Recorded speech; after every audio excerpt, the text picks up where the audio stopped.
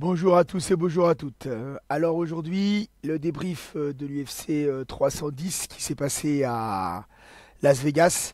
Alors je vais dire ce que je pense des différents combats. Alors les deux combats, je vais passer assez rapidement techniquement parce que je pense que des analyses techniques vont être faites sur ces combats.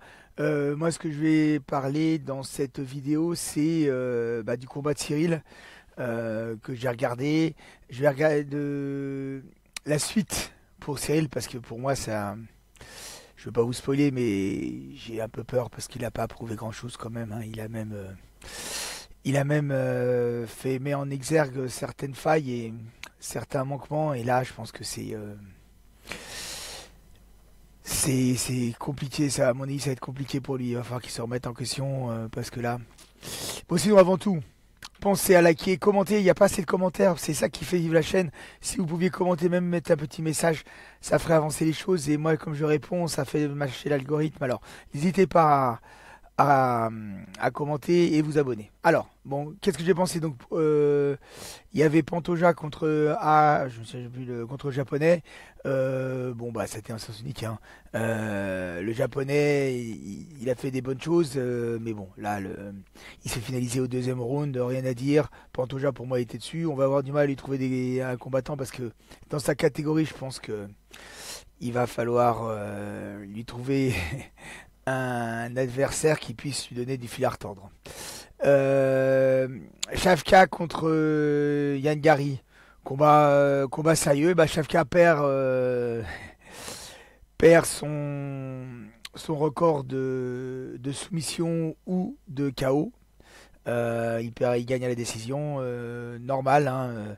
Les belles prestations des deux, moi je trouve. Bon, je vais pas trop m'étendre dessus. Je vais surtout parler de Cyril Gane contre Volkov. Alors, si vous regardez la vidéo que j'avais faite avec Gokhan, j'avais dit attention, un remake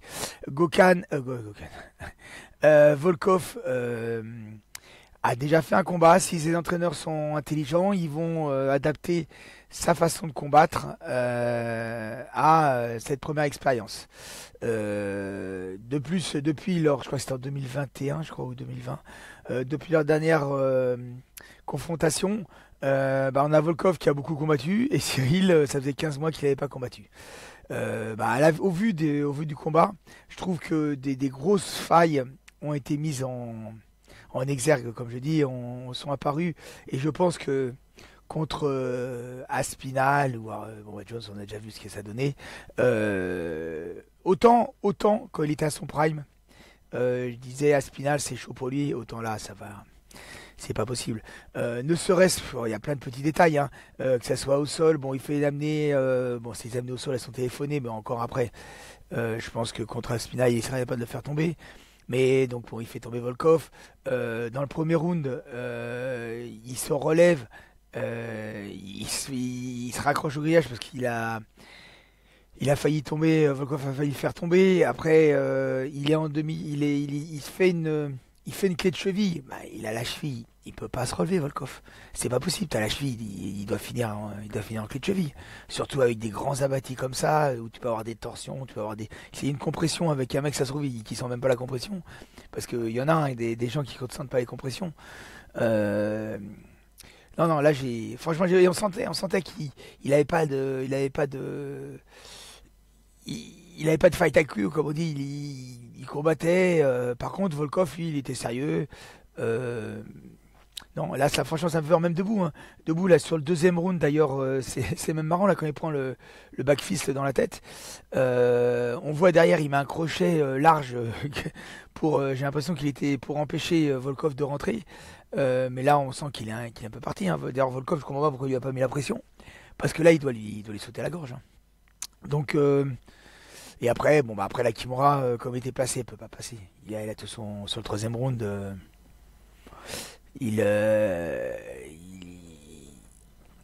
il doit pas faire ça, il doit pas faire ça, il doit laisser la Kimura ou évoluer ou essayer de faire une clé d'épaule, voyant. Quand il avait la Kimura, essayer de rentrer la main sur l'épaule, essayer de jouer sur le bras pour se décaler, essayer de faire basculer Volkov en avant.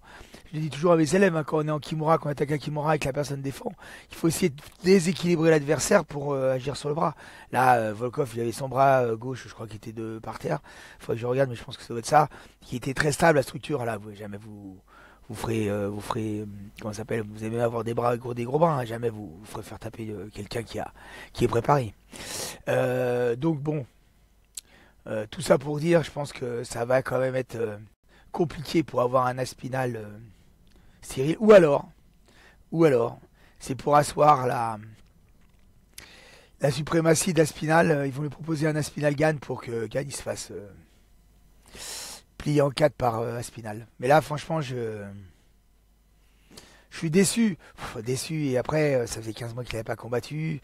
On perd un peu le sens du combat, hein. 15 mois, tu vois tous les autres qui combattent, toi t'es là dans les starting blocks. Franchement, là, c'est une réaction à chaud, hein. Là, je suis déçu. Voilà ce que je pense. Mais bon, Cyril, si tu veux continuer à combattre, il va falloir que tu mettes un coup, hein.